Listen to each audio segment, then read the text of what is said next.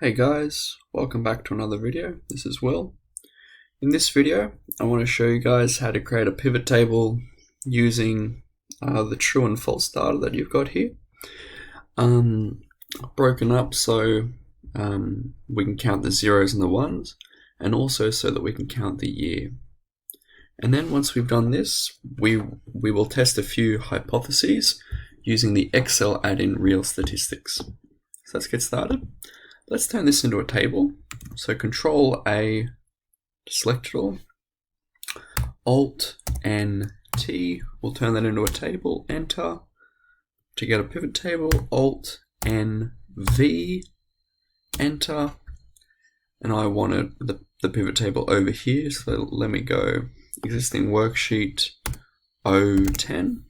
So I should put it around here. Oh, sorry, 010. So cool. Let's put our question data into our values, the same as we did when it was the original data. We're just going to put one of our questions into the rows there. Cool. So now we've got it broken up into the different questions. So what if I wanted it broken up so that it's the years? So I start by just selecting a value on my table, and again, Alt and V will make a pivot table, and I want on my existing worksheet, and I want it to be a little bit below, so let's go 025. That should put it below, and here we go. Again, I'm putting my values or my question data into my values. And then I'm going to put my years as being my row variable. So cool. Here's the count for 2020 and for 2021 for my different data there. Okay. So what if I wanted to test the hypothesis that the number of people that agree with question 4 is bigger than the number of people that agree with question 1? So to do this, we're going to do a 2-sample proportion test, and we just need to use the add-in for this.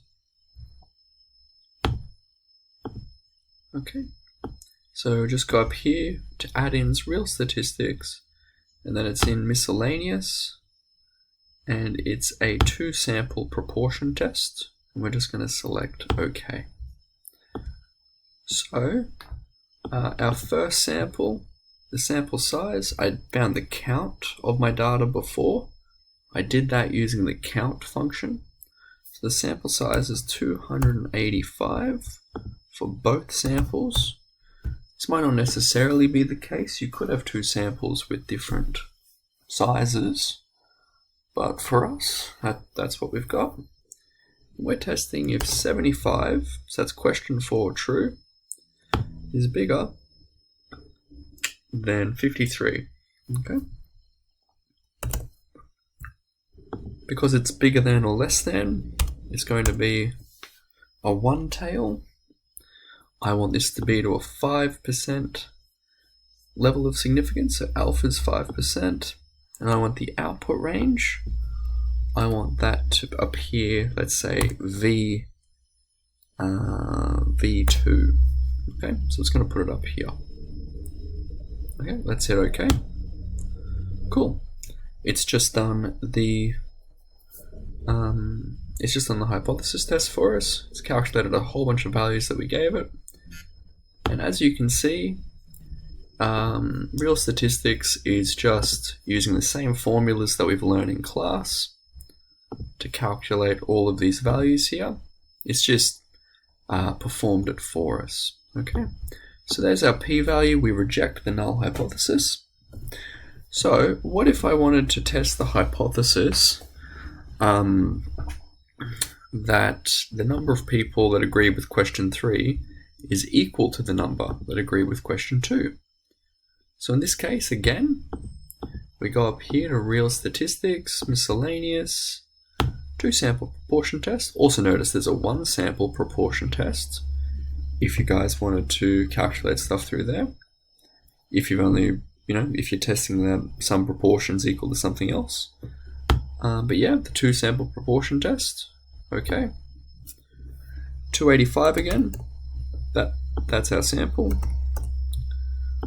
And we're testing that question 2 is equal to question 3. So let's put in 53 and 58. And we're using two tails for this test